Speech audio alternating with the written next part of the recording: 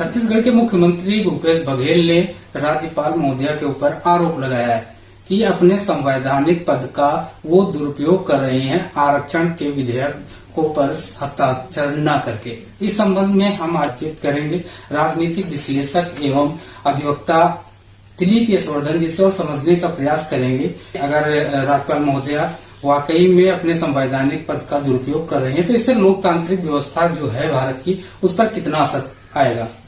Sir पहले तो आपका स्वागत है हमारे चैनल पे। बहुत बहुत धन्यवाद।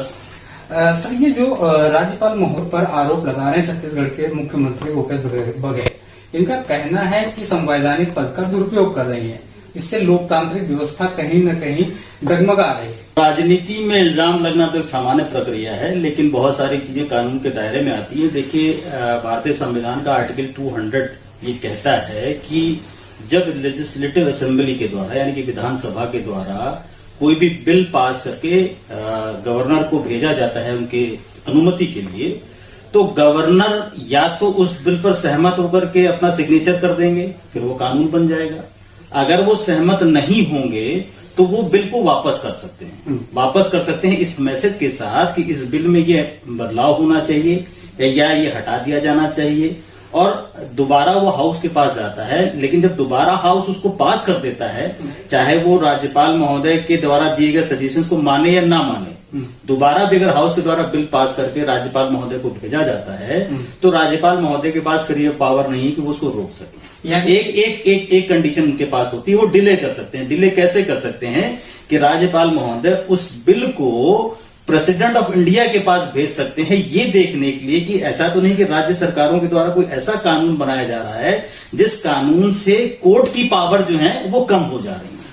मुख्यमंत्री जो भूपेश बघेल है वो आरोप यही लगा रहे हैं कि देरी की जा रही है। देरी करने की पावर ये राज्यपाल के पास है, लेकिन रोकने की पावर राज्यपाल के पास नहीं। तो वहीं अगर हम बात करें, राजस्थान के मुख्यमंत्री अशोक गहलोत ने कहा कि हमारे जो अभिभाषण है, जो सदन में अभिभाषण पेश होता है कि पूरे कार्यकाल में या फिर कितना काम किया है सरकार ने, उसको वहां के सदन में अभिभाषण को नहीं पड़े देना जा रहा है। उसमें कहीं ना कहीं वहां के जो विपक्षी नेता है बीजेपी के, वो रोड़ा बन रहे हैं।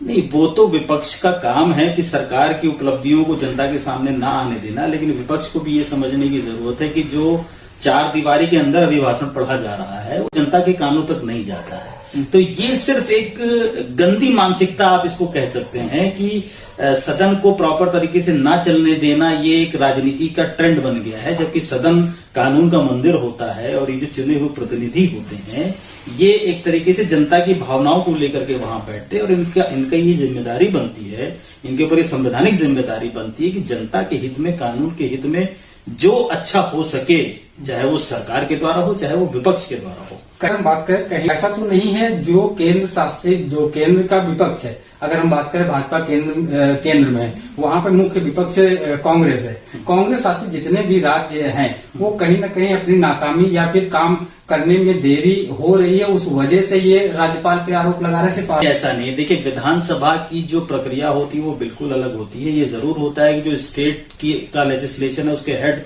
गवर्नर होते हैं और सेंटर के हेड, जो कॉन्स्टिट्यूशनल हेड होते हैं, वो प्रेसिडेंट ऑफ इंडिया होते हैं। लेकिन जो लेजिस्लेशन की कार्यवाही होती है उस कार्यवाही में बहुत ज्यादा इंटरफेयर करने की पावर जो है वो गवर्नर को नहीं होती है। सदन कैसे चलेगा ये उसकी अपनी एक सदन की प्रक्रिया होती है, उस प्रक्रिया को कोई नहीं रोक सकता है। मतलब मुख्यमंत्री भी नहीं रोक सकते हैं, गवर्नर भी नहीं रोक सकते हैं।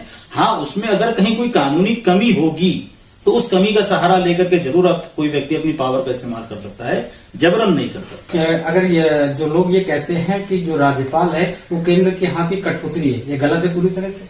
नहीं, देखिए, तो अगर इसको कोई चैलेंज करना चाहता है, ये कहता है, तो मैं कहता हूं कि जितनी भी स्टेट्स हैं हमारे देश में, यही सब तो कानून बनाने वाले हैं, और यही लोग राज्यसभा के सांसदों को चुन करके अपर हाउस में भेजते हैं। तो आप अपर हाउस में बैठ करके ये कानून बनवा दीजिए कि जो राज्यपाल को चुनने की प्रक्रिया है वो गलत है, क्योंकि हमारे संविधान में प्रक्रिया है कि राज्यपाल की नियुक्ति प्रेसिडेंट ऑफ इंडिया के द्वारा करी जाएगी, और प्रेसिडेंट ऑफ इंडिया जो है वो सेंट्रल गवर्नमेंट के कॉन्स्टिट्यूशनल हेड होते हैं। तो ये राजनीति की एक भाषा हो सकती है कि वो केंद्र सरकार की कठपुतली है, ऐसा कुछ नहीं होता है। हाँ, ये जरूर है कि उनकी जो सुप्रीमेसी होती है प्रेसिडेंट ऑफ इंडिया की, सुप्रीमेसी कहीं ना कहीं गवर्नर के ऊपर रहती है। आप सुन रहे थे दिलीप हर्षवर्धन जी को। उनका साफ कहना है कि ये जो मामला है इस संविधान के तहत है और राजनीतिक आरोप प्रत्यारोप ये उनके खुद की एक राजनीति की एक शैली होती है जो राजनीति में बहुत हद तक अपने आप को बचाने का प्रयास करती है। कैमरा पर्सन आंसू के साथ शिवसैनी, मिरर पोस्ट, लखनऊ।